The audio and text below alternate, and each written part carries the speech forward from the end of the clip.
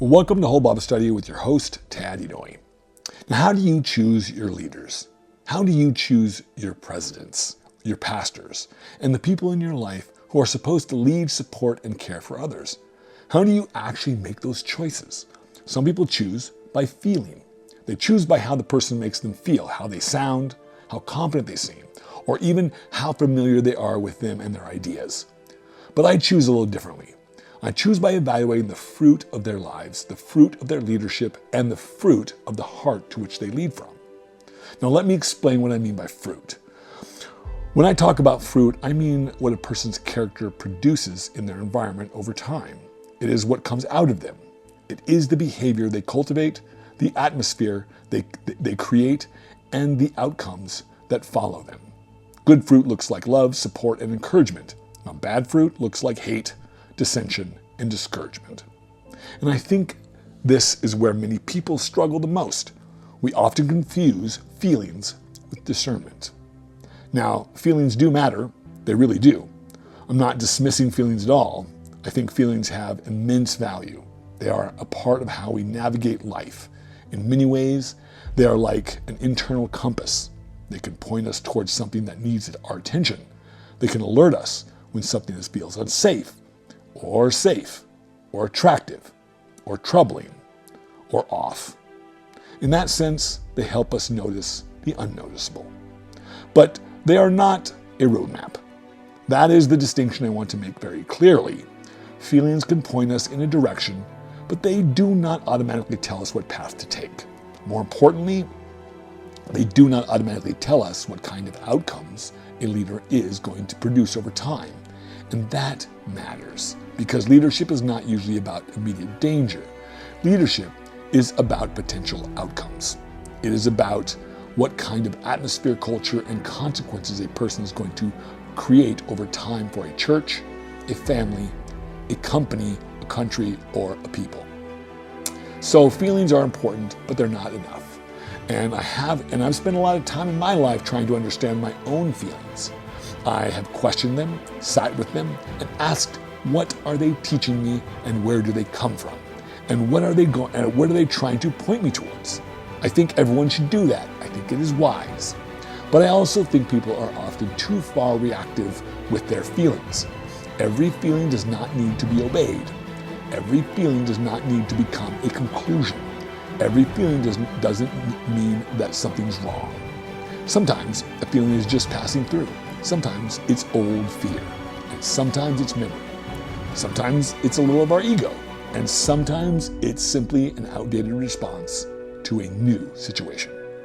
So when it comes to evaluating leaders, feelings can be part of the process, but they cannot be the whole process. And I think that is where most of us get into trouble. We confuse our feelings with discernment. We confuse our familiarity and our tribe loyalty with truth. And we confuse charisma with wisdom. Let me say a little bit about each of those. First, feelings and discernment are not the same thing. You can feel bad about policy, you can feel bad about a sermon, you can feel bad about a decision, bad about someone's tone, and that still does not automatically mean you have discerned the fruit correctly. It simply means you have had a feeling. That feeling matters, but it still needs to be examined. It still needs to be tested. Second, familiarity and tribal loyalty are not the same thing as truth. This is a huge problem for many in the world, and it is a problem not only in politics, but also in churches and in culture generally. We often defend what is simply ours because it is ours. We tend to trust what is familiar simply because it is familiar. We assume our tribe must be right because it's our tribe. But this kind of thinking can become very dangerous because familiarity, if obeyed, can lead us into paths that harm others deeply while cultivating normalcy in our own experience, numbing us to the suffering of others. Now, I'm not saying we should stop caring about our people, our traditions, or our communities. I'm not saying that at all. What I'm saying is that we need to evaluate the good of our group is doing or producing for the larger whole. We cannot just agree with something because it belongs to our side. We have to ask what fruit is it producing, not just for us, but for all it touches.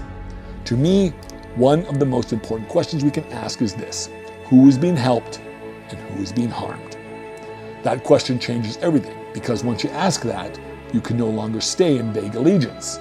You actually have to look, you have to weigh, you have to become honest. You have to ask whether this leadership is creating real well-being beyond my own little circle. And I do think that points us towards a more collective way of thinking. I'm not arguing against individuality. I'm arguing against making individuality the only lens through which we evaluate what is good. In America especially, we are hyper-focused on the individual, that we often forget the larger whole. We ask what works for me, what helps my family, and what protects my side. But loving our neighbor as ourselves requires something bigger than that. It requires that we ask what creates the most well-being for the largest whole without erasing the person. Now, that does not mean I'm advocating socialism. It does not mean I want a form of communism. It does not mean dissolving all boundaries or pretending everyone has to be the same. What it means is that we should be mature enough to ask whether what helps my group also does unnecessary harm to others, and whether the larger fruit is actually good. So in practical terms, it means we should deeply care about our own group, but we should also care about how our group affects others as well. Like you would your neighbor or your friend who lives far away. That matters. And third, charisma is not the same thing as wisdom. Charisma can make an idea sound wise long before its fruit has ever been tested. A charismatic person can influence people very deeply, and that is not always bad. Charisma can be a real gift. It can help communicate, it can help inspire, it can move people. But if charisma outruns wisdom, then bad fruit can spread very quickly, because people are responding to the force of the personality instead of the quality of the outcomes. So let me offer you a small, consistent way to evaluate leaders. First, look at what they've actually done. Not how you feel about it yet, just look at what was done. Second, look at what those actions produced over time and ask who is being helped and who is being harmed. What atmosphere did those actions create? What kind of behavior did they cultivate? What outcomes followed? Third, compare that fruit to the standard of good fruit. Does it produce love, support, and encouragement? Or does it produce hate, dissension, and discouragement? Now, this method is not perfect. No method is. It is a guide, not a rule book. But I think it gives us a more consistent way to evaluate leaders than simply reacting to how they make us feel in the moment, or if we simply are agreeing because their ideas are similar to our own. So let me show you how this works in real life. Let's take President Trump as an example. I voted for Trump, so I want to be upfront about that. My feelings about him are mixed, but generally positive. And that is exactly why I wanted to use him here. This is not about being for him or against him. It's about being honest, because if we're going to evaluate leadership well, then we have to keep evaluating it over time as new fruit becomes available. If we stop doing that, if we make one decision and then never look again, then discernment turns into tribal loyalty. And once that happens, we can end up supporting ideas or decisions that can be doing real harm over time without questioning. So first, let's look at his policies and outcomes. And in this category, I want to look at immigration enforcement, energy policy, and tariffs. When it comes to immigration enforcement, the fruit looks mostly good to me. I say that because it supports the idea that laws matter and that there should be a real process for entering a country. I do think that there should be a lawful pathway for people who want to come here. I think that matters very much. And I understand that any large system can have exceptions, mistakes, or people who get caught in it unfairly and hurt. But at first glance, I think the overall fruit here is mostly good, but there are some hurt here that I see, especially for those families who may not have obeyed the laws of entry into this country, but now are really trying to make a positive impact, and who are now contributing in meaningful ways in this country. And that is exactly the kind of citizens we actually want. Also, I do like that we have stronger support for laws and order at the border. But I think there may be more. But I think there may be a more understanding and loving way to deal with some of these cases if it warrants it. So mixed fruit here for me on this policy. When it comes to energy policy, I would also say the fruit looks mostly good, but not purely good, because almost no policy, because no policy is ever purely good. But when I ask who is being helped and who is being harmed, I can see a great many people being helped through jobs, domestic production, and lower energy strain. But I also understand that some people see real environmental harm, and I think those concerns are real and good. But when I weigh the scale, I see the fruit is mostly positive overall at the moment, but it is not. But this is not static, and I can see that this will need further evaluation later. So good for the moment, but I can see a possible turbulence on the horizon. So good mixed fruit with this policy. Now, tariffs are where this gets especially interesting for me personally, because this is where my own discernment has changed over time. When Trump first instituted tariffs, I thought that was a good move. I thought it sounded strong, smart, and financially wise. I thought it would put more pressure outward while helping Americans inward. But as more data became available, I had to adjust my judgment, because if most of the financial burden of tariffs is actually being borne by Americans themselves, then the fruit is not what I first thought it was. So on tariffs, my judgment shifts. What I first thought looked good now looks mixed, leaning towards bad. And that's important for me to say out loud, because that is exactly how this method is supposed to work. New fruit became available, so I changed my judgment. That isn't weakness, that's discernment. So that's policies and outcomes. Now, second, let's take a look at national unity. And here, to me, this one was one of the easier categories. The fruit looks divisive. That does not mean the president has to make everybody happy, and it does not mean everybody has to agree. And it does not mean everyone has to agree, and it does not mean there cannot be strong positions or hard decisions made. But part of presidential leadership is also creating some degree of cohesion, some degree of shared civic purpose, and some sense that even in disagreement, the country is still moving toward moving together at some basic level. From where I sit, Trump does not seem to cultivate that very much. He seems to intensify the side he is already on more than he creates a wider sense of common purpose. So in that category, the fruit looks divisive to me, or even bad to me. So, and finally, let's look at world discernment and international judgment. Here, I would say the fruit is mixed also. I do think Trump has pretty good instincts in this area. I think he often sees things other leaders miss. I think he can command certain kinds of respect or presence with difficult world figures, and I think that may be a strength. What makes me mixed is not so much whether he sees the situation clearly. What makes me mixed is what actions follow from that discernment, especially when war, international funding, and direct human harm are involved. Because once war enters the picture, leadership carries an even heavier responsibility.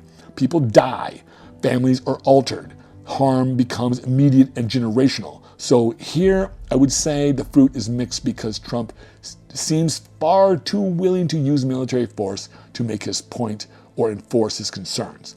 I can see strengths in discernment, but I have real questions about the downstream consequences of his decisions with military action. So when I step back and look at Trump overall through this method, what I come away with is not that he is simply good or simply bad. I come away with a deeply mixed fruit, some bad, some good, some mixed. And I think that matters, because this is exactly why no leader should be flattened into all good or all bad. Sometimes what looks good fruit at first turns out differently when it ripens. Sometimes what we first support needs to be reevaluated over time. And if we're honest, that is exactly what mature discernment should do. Now let's look at pastors. Specifically, let's look at Joel Osteen. Why? Because the same fruit test applies here too, and I want to walk through another real-world example in the same way. But not only that, I want to be upfront here as well. I know less about Joel Osteen than I do about Donald Trump. I have not read his books closely, and I do not follow his ministry in detail. But that is exactly part of why this is a good exercise, because in real life we often have to evaluate leaders we do not know deeply or personally. So this is a first pass evaluation, not a final judgment. And I think pastors need to be evaluated even more carefully in some ways, because people take their words so seriously. They do not hear a pastor the same way they hear a politician or a CEO. They hear him as someone speaking about God, speaking for God, or at least speaking in the language of God. So the fruit here matters immensely. First, when I look at church leaders, the first thing I want to know is this: where do I see alignment with love in this person's life and ministry? That is a critical question, because it is exactly where Jesus asks us to focus: love of God and love of neighbor. Pastors and church leaders must have that kind of heart. They must have a loving, kind, and understanding temperament. They must be able to see the need in others the way they see the need in themselves. At first glance, I do see some care and some alignment with love in Joel Osteen's ministry, but I am also uncertain. He seems very focused on abundance theology, and while I actually like a lot of that emphasis, some people come to church with very different needs. If a pastor is too focused on one kind of need while neglecting others, then that starts to feel a little unbalanced to me. I would not call it evil, and I would not call him a bad person because of it, but I might call it a little neglectful if other people's needs are not really being met or addressed. And I think it is fair to ask why that emphasis stays so strong in his ministry. Is it just conviction, or has it also become a niche that keeps people in the pews and keeps the ministry growing? That is a fair fruit question. So on the topic of alignment with love and care, I have to say good fruit to mixed, because he is more narrow because of his more narrow scope of ministry. Second, the message a pastor offers for many people, this is the main reason why they choose a church. I do not personally need to agree with every message a church or pastor offers, but I do want to know how that message aligns with love, support, and service. What matters most to me is this: does it come from the energy of love? Does it represent the heart of God? Or is the message coming from a different place or different intention? My first pass is that Joel's message seems a little unbalanced. I think it inspires people. I think it makes people feel optimistic and hopeful, and that is wonderful. But it also seems to lack some of the deeper understanding that is necessary when people are facing real suffering, real loss, and real hardship that may have nothing to do with money or abundance. Where is the message for the person who has lost a child? Where is the message for a person living with disease? Where's that message for the person who feels like God is not there? That does not make his message bad. It simply makes it, to me, somewhat incomplete for the full range of human need. Finally, when I look at the atmosphere around a pastor or ministry, I am looking for acceptance and loving attention. I am asking whether this person creates a Jesus-like atmosphere, one that meets people in their suffering and makes it easier for them to connect. I am also asking whether this ministry adds value, not just to church members, but to the larger community. And because a pastor is always a kind of example, I want to know whether they model honesty when they stumble. Do they bring their shortcomings into the light? Do they admit wrong? Do they repent in the real sense of changing the orientation of the heart? That kind of example has ripples in every community. When I look at Joel Osteen's ministry, when I look at his ministry atmosphere, I would say it feels mixed, but generally good and inspiring. I think it is wonderfully encouraging. I think it probably does help many people, but people need more than inspiration. They also need help with suffering. They need help with grief, and they need help when life breaks them apart. So again, I would not call it bad fruit. I would call it generally good, but with a little light in certain areas that matter deeply. And I think, I think that is the main lesson here. Even a good ministry that offers many wonderful things can still be unbalanced. That does not mean you should not attend that church. It simply means you should know what kind of ministry it is. Some ministries are going to be very strong in one area and light in another. And people should be aware of that so they can choose the kind of ministry that actually helps with the needs they are actually carrying. So what's the point of all this? The point is that this process helps people identify their real needs and desires more accurately, and it also helps keep them from being too easily deceived by flashy leaders or pastors who may not actually be able to give them what they deeply need. It is wonderful to go somewhere because you like the way it makes you feel. That is not nothing. But the deeper question is this: is it truly serving me in ways I actually need? Sometimes the messages that do the deepest good do not always sound the most inspiring. Now, before I say this next part, I want to warn you a little bit. This may challenge you. This may challenge some of your assumptions about God's will, God's desires for us, and why fruit matters in the first place. I don't believe fruit matters because God's withholding love until we get it right. I don't believe fruit matters because God is waiting to reward the good producers and reject the bad ones. And I don't believe God's acceptance of us is hanging in the balance based on the quality of our fruit. I believe we are held by God always and loving. Fruit matters, but because we live here together, we live with each other in a heavy world filled with contrast. And in this world, what we produce affects other people's lives in meaningful ways. The fruit of our lives can inspire others towards love, connection, and awakening. Or it can create stumbling blocks. It can create hate. It can create dissension. It can create discouragement. That is why fruit matters.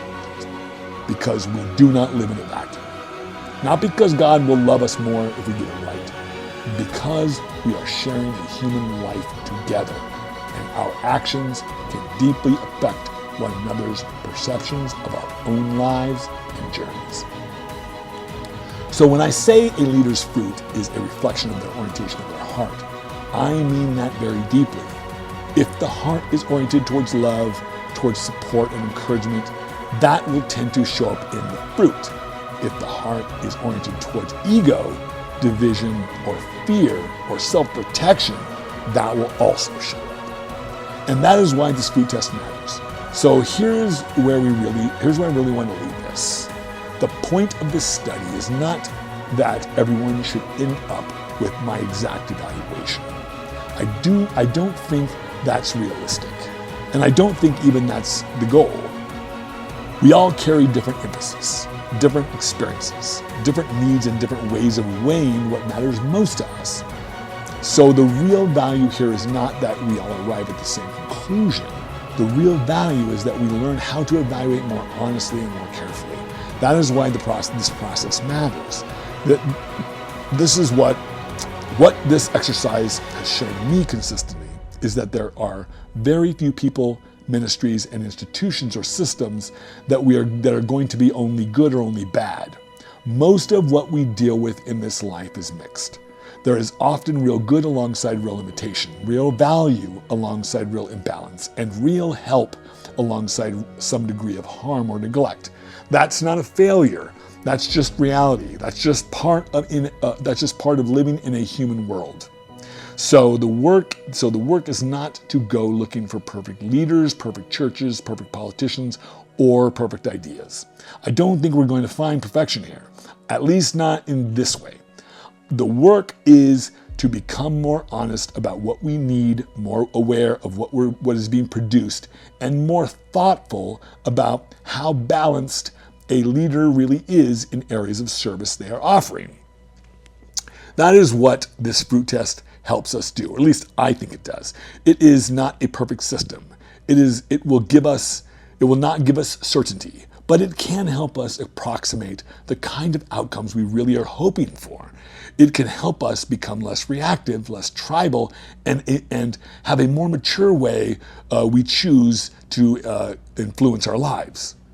It can help us ask better questions. What is being produced here? Who is being helped and who is being harmed? Where is this leader strong? Where are they weak? And does the balance of that fruit actually meet the needs that matter most? To me, that's the real point. Not perfection, not certainty, not control, just a more loving, honest, and grounded way of discerning the people and systems that shape our lives. And if this process helps us do that a little better, then I think it is already doing something very good. And that, to me, is good fruit. Thank you again for being here, and we will see you in the next study soon.